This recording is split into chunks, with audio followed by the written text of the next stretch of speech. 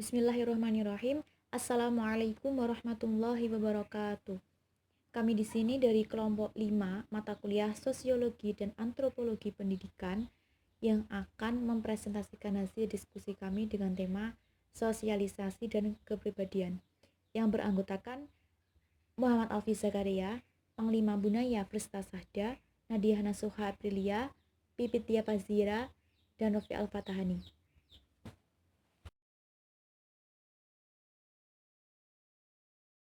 Di sini saya akan menjelaskan bagian pertama, yaitu bagaimana sosialisasi sebagai proses penting bagi perkembangan individu.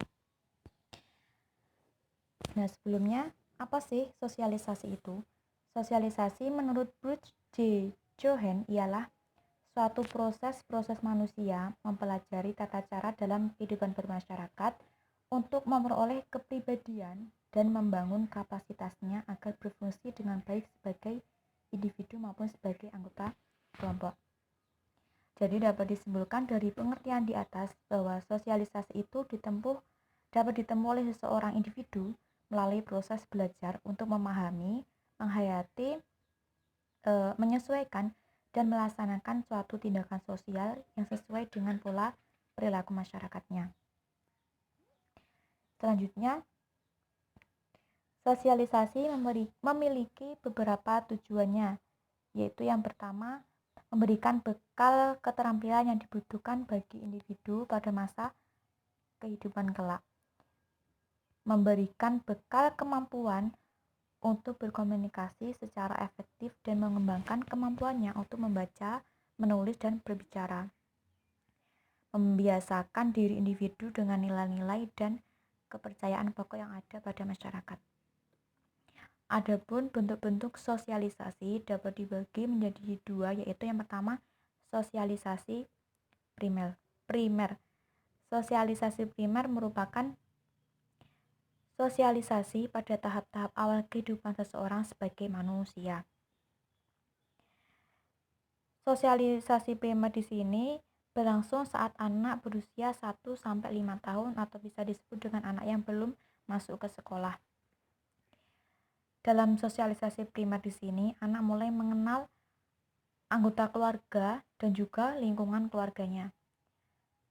Dan secara bertahap, si anak mulai mampu membedakan dirinya dengan orang-orang yang di sekitar keluarganya. Dalam tahap ini, peran orang-orang terdekat dengan anak menjadi sangat penting, sebab seorang anak akan melakukan pola interaksi secara terbatas di dalam lingkungan keluarga. Dalam sosialisasi primer di sini, warna kepribadian anak akan sangat ditentukan oleh warna kepribadian dan interaksi yang terjadi antara anak dengan anggota keluarga terdekatnya. Bentuk sosialisasi yang kedua yaitu sosialisasi sekunder. Sosialisasi sekunder adalah suatu proses sosialisasi lanjutan setelah sosialisasi primer yang memperkenalkan individu ke dalam kelompok tertentu dalam masyarakat. Salah satu bentuknya adalah resosialisasi dan desosialisasi. Dan bagaimana sosialisasi itu sebagai peran penting dalam perkembangan individu. Relasi antara kepribadian dan sosialisasi terletak pada proses pembentukan kepribadian adalah melalui sosialisasi. Artinya, kepribadian manusia akan terbentuk melalui hubungan sosial di mana ia berada dan sangat tergantung pada kebiasaan yang diterapkan di lingkungannya.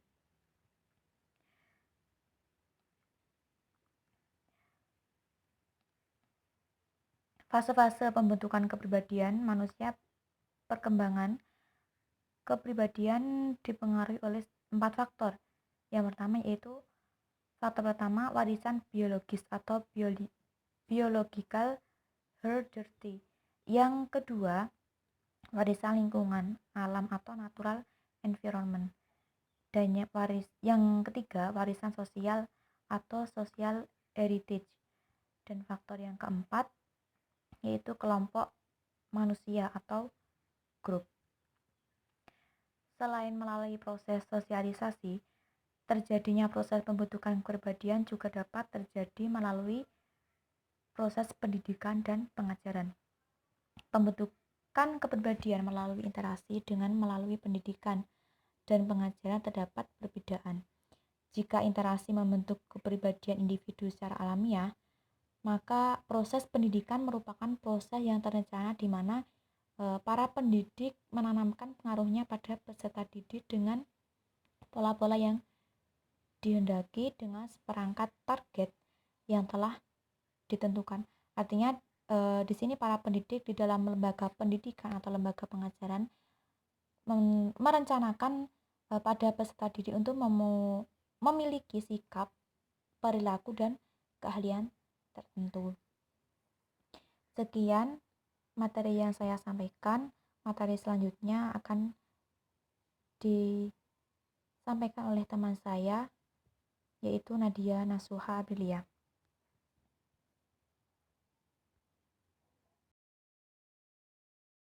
Untuk poin yang kedua, keluarga sebagai agen utama sosialisasi. Keluarga mempunyai peranan penting dalam pembentukan pribadi dan perkembangan anak dalam rangka mencapai kemandirian dan perkembangan optimal dalam kehidupan sehari-hari. Karena keluarga sebagai lingkungan pendidikan yang primer dan utama dan mempunyai peranan yang sangat besar, maka keluarga mempunyai fungsi-fungsi yang sangat amat penting. Makna dan corak fungsi-fungsi itu serta penerapannya dipengaruhi oleh kebudayaan sekitar dan intensitas keluarga dalam turut sertanya dengan kebudayaan dan lingkungannya, berkaitan dengan fungsi dan peran keluarga dalam mendidik anaknya. Maka menurut tokoh Sikun pribadi menyatakan bahwa pendidikan keluarga adalah pendidikan di lingkungan kehidupan keluarga yang disebut lingkungan primer atau lingkungan yang pertama. Artinya bahwa pendidikan yang dilaksanakan terhadap keluarga yang biasa disebut kehidupan berkeluarga yaitu family life education. Adapun menurut Sulaiman mengemukakan fungsi-fungsi keluarga sebagai berikut. Yang pertama, fungsi edukatif. Dalam keluarga, anak pertama kali memperoleh pengalaman yang sangat amat penting bagi perkembangannya yaitu dari keluarga yang disebut dengan lingkungan pendidikan pertama karena keluarga meletakkan dasar-dasar pertama bagi perkembangan anak. Fungsi sosialisasi dalam hal keluarga sebagai suatu lembaga sosial mempunyai peranan penting bagi masyarakat, yaitu membentuk pribadi seorang di mana personalitas seseorang itu nantinya akan dapat mempengaruhi corak dan dari suatu masyarakat. Keluarga merupakan penghubung anak dengan kehidupan sosialnya. Interaksi dan sosialisasi dimulai dalam keluarga. Baru kemudian cerminan sosialisasi dalam keluarga akan tercermin dalam interaksinya di sekolah dan di masyarakat. Kemudian yang ketiga, fungsi protektif. Dalam keluarga, anak mendapatkan perlindungan dan melindunginya dari tindakan-tindakan yang tidak sesuai dengan norma-norma sosial dan kaidah agama, dan dari ketidakmampuannya bergaul dengan lingkungannya. Di dalam fungsi protektif ini juga yaitu sebagai fungsi religius, yaitu keluarga wajib memperkenalkan dan menanamkan nilai-nilai agama kepada anak dimulai dari semenjak dalam kandungan sampai ke liang kubur. Dengan iklim religius ini terciptalah wahana sosialisasi dan pengalaman keagamaan yang turut membentuk kepribadian anak dalam keluarga yang menjadi pribadi yang matang, beriman dan bertakwa kepada Allah Subhanahu wa taala. Maka dari itu, keluarga sebagai wahana sosialisasi anak, lingkungan pertama sebagai wahana sosialisasi anak adalah lingkungan keluarga. Sosialisasi adalah sebuah proses penanaman atau transfer kebiasaan atau nilai dan aturan dari satu generasi ke generasi lainnya dalam sebuah kelompok atau masyarakat. Sejumlah sosiolog menyebut sosialisasi sebagai teori mengenai peranan role teori karena dalam proses sosialisasi diajarkan peran-peran yang harus dijalankan oleh individu. Keluarga juga merupakan agen sosialisasi pertama dan utama bagi anak. Peranan para agen sosialisasi dalam sistem keluarga pada tahap awal sangat besar karena anak sepenuhnya berada dalam lingkungan keluarga, terutama orang tua sendiri. Anak sebagai bagian anggota keluarga dalam pertumbuhan dan perkembangan tidak akan lepas dari lingkungan di mana dia dirawat atau diasuh atau awal diperolehnya pengalaman belajar bagi seorang anak.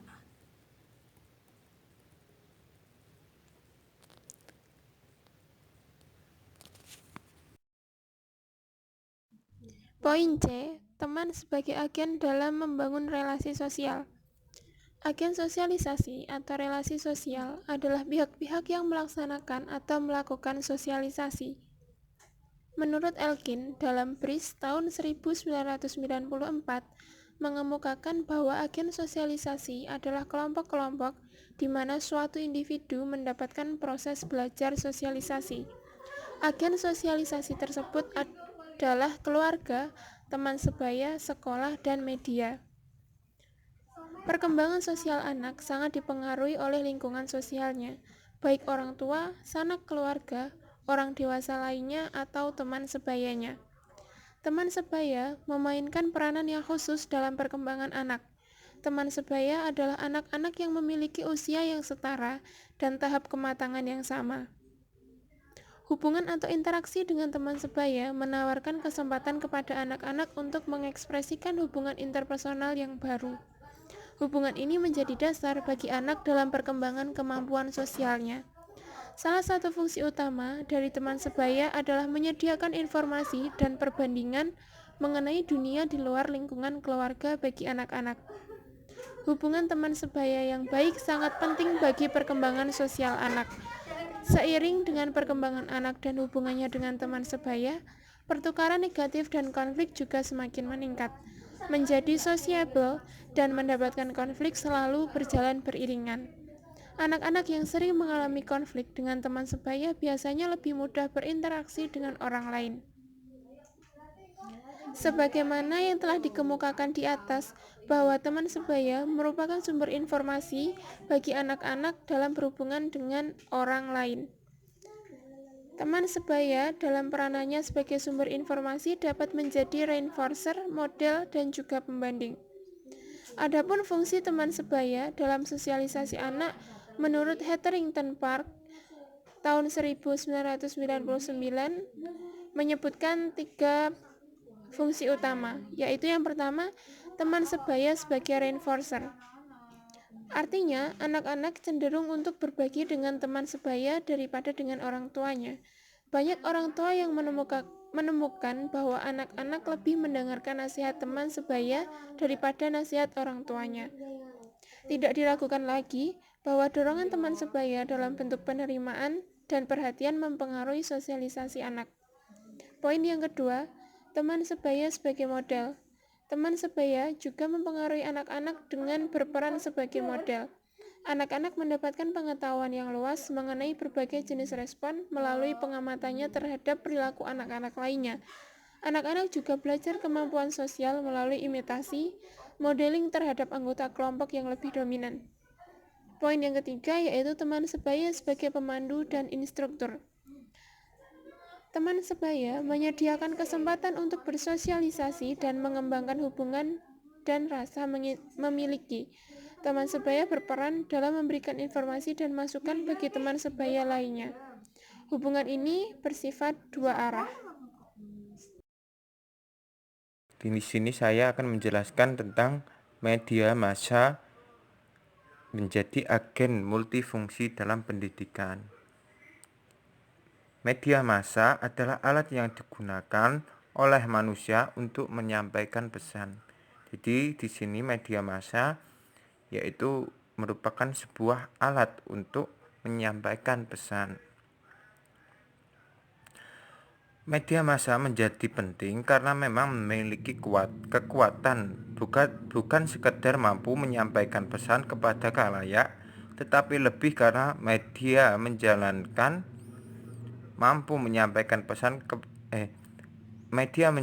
fungsi mendidik, mempengaruhi, menginformasikan dan menghibur. Jadi di sini media juga berfungsi mendidik, mempengaruhi, menginformasikan dan menghibur. Adapun dalam Undang-Undang Nomor 40 Tahun 1999 disebutkan fungsi pers adalah pers nasional mempunyai fungsi sebagai media informasi pendidikan, hiburan, dan media kontrol sosial. Jadi di sini media massa memanglah sebagai agen multifungsi, yaitu bukan fungsi di dalam pendidikan saja, namun media massa lebih tepatnya ke seluruh di seluruh bukan hanya dalam pendidikan namun di seluruh area massa. Adapun dalam Undang-Undang Nomor 40 Tahun 1999 disebutkan fungsi pers adalah pers nasional mempunyai fungsi sebagai media informasi, pendidikan, hiburan, dan media kontrol sosial. Kontrol sosial itu bisa berupa keikutsertaan rakyat dalam pemerintahan, pertanggungjawaban pemerintahan pada rakyat. Jika lembaga pendidikan berperan menciptakan SDM yang berkualitas, maka menurut Undang-Undang Nomor 40 Tahun 1999, pers memiliki fungsi serupa meskipun bukan proyek negara. Pers bahkan menjadi mengontrol dan memberikan koreksi kritis terhadap SDM atau alumni institut pendidikan. Ya, media massa. Pengertian media massa yaitu media dan massa. Kata media dekat dengan pengertian medium, moderta yang berarti tengah, sedang, penengah. Dekat dengan atau penghubung atau secara sosial politis. Media merupakan tempat wahana forum atau lebih tepat lembaga penengah, sedang massa adalah sesuatu yang tidak forum atau lebih tepat lembaga atau sesuatu yang tidak personal, melainkan sesuatu yang berhubungan dengan pribadi. Sesuatu yang tidak personal melainkan sesuatu yang berhubungan dengan orang banyak. Dengan demikian, media massa adalah suatu lembaga netral yang berhubungan dengan orang banyak atau lembaga yang netral bagi semua kalangan atau masyarakat banyak. Jadi, media massa ini adalah suatu lembaga yang berhubungan dengan banyak lembaga lain, atau lembaga ini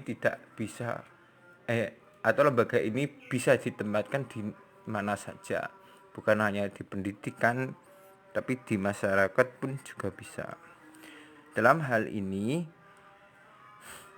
media massa sebagai agen multifungsi dalam pendidikan yaitu media massa di sini adalah sebagai alat penyampai guru terhadap siswa dalam saat pembelajaran tiba. Adapun contohnya yaitu adapun dalam media massa dalam pendidikan yaitu buku. Buku di sini sebagai alat penyampai guru terhadap materi yang akan diberikan kepada siswa, sehingga guru akan lebih mudah dalam menyampaikan materi, walaupun bisa langsung dengan berbicara, namun di situ buku akan lebih mengingatkan atau mengoptimalkan murid terhadap suatu pembelajaran. Dan banyak hal lagi media yang digunakan dalam pembelajaran. Baiklah, di situ yang bisa saya sampaikan. Apabila ada kurang lebihnya saya mohon maaf. Wabillahi taufiq wal hidayah. Wassalamualaikum warahmatullahi wabarakatuh. Baik, masuk ke poin yang selanjutnya, yaitu perkembangan manusia menurut perspektif teori. Pandangan beberapa ahli psikologi tentang perkembangan dan kepribadian manusia ada dua fokus. Fokus pertama yaitu pandangan teori psikoanalisa, yang mana psikoanalisa ini memandang manusia, perkembangan manusia berlangsung secara tidak disadari dan banyak dipengaruhi oleh moral. Terus fokus yang kedua, teori kognitif, yang mana ini berbanding terbalik dengan teori psikoanalisa yang di atas, yang mana perkembangan manusia itu mengarah pada kesadaran diri. Manusia secara aktif membangun pemahaman tentang dunia secara bertahap sejak lahir sampai dewasa. Terus kategori dari teori kognitif antara lain, yang pertama teori kognitif Jean Piaget, teori kognitif sosio-budaya, pemrosesan informasi, behavior, dan kognitif sosial Bandura, yang mana itu semua sudah kita pelajari saat matkul psikologi semester 3. Oke, yang selanjutnya kita masuk ke kesimpulan. Setelah beberapa fokus yang kami sampaikan, sedikit kesimpulan dari kami. Sosialisasi menurut Bruce ialah proses manusia mempelajari tata cara dalam kehidupan bermasyarakat untuk mengembangkan segala potensi, kepribadian, dan lain-lainnya agar berfungsi dengan baik sebagai individu maupun anggota kelompok. Tujuannya agar menjadi manusia yang multifungsi ke depannya. Relasi antara kepribadian dan sosialisasi terletak pada proses pembentuk kepribadian adalah melalui sosialisasi itu sendiri. Keluarga merupakan agen sosialisasi pertama dan utama bagi anak. Peranan para agen sosialisasi dalam sistem keluarga pada tahap awal sangat besar karena anak sebelumnya berada dalam lingkungan keluarga, terutama orang tuanya sendiri. Sudah sangat jelas bahwa keluarga adalah tempat pertama dalam sosialisasi, misal orang tua dengan anaknya. Teman sebaya memainkan peranan yang khusus dalam perkembangan anak. Hubungan atau interaksi dengan teman sebaya menawarkan kesempatan kepada anak-anak untuk mengekspresikan hubungan interpersonal yang baru. Hubungan ini menjadi dasar bahwa bagi anak dalam perkembangan kemampuan sosialnya. Pada dasarnya, media sosial merupakan perkembangan mutakhir dari teknologi web baru berbasis internet yang memudahkan semua orang untuk dapat berkomunikasi, berpartisipasi, saling berbagi, dan membentuk sebuah jaringan secara online. Sehingga dapat menyebarluaskan konten mereka sendiri, post di blog, Twitter, YouTube, dan lain-lainnya, dapat diproduksi dan dapat dilihat secara langsung oleh jutaan orang secara gratis. Pandangan beberapa ahli psikologi tentang perkembangan dan kepribadian manusia, pandangan teori analisa, psikoanalisa, dan pandangan teori kognitif. Namun teknologi justru menjadi bumerang melihat fenomena bahwa banyak anak muda yang semakin luntur rasa sosialnya terhadap sesama. Namun itu bisa menjadi bahan pertimbangan ke depannya. Tapi juga teknologi merupakan hal yang mutlak, hal yang yang tidak dapat ditolak.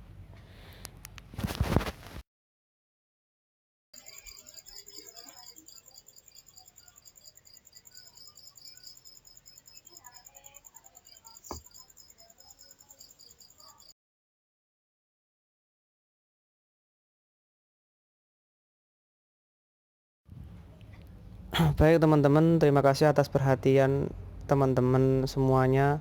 Ada kurangnya dari kami, mohon dimaafkan. Kalau ada lebihnya, semoga bisa menjadi manfaat untuk teman-teman dan untuk kami juga. Wa'afu minkum. Wassalamualaikum warahmatullahi wabarakatuh.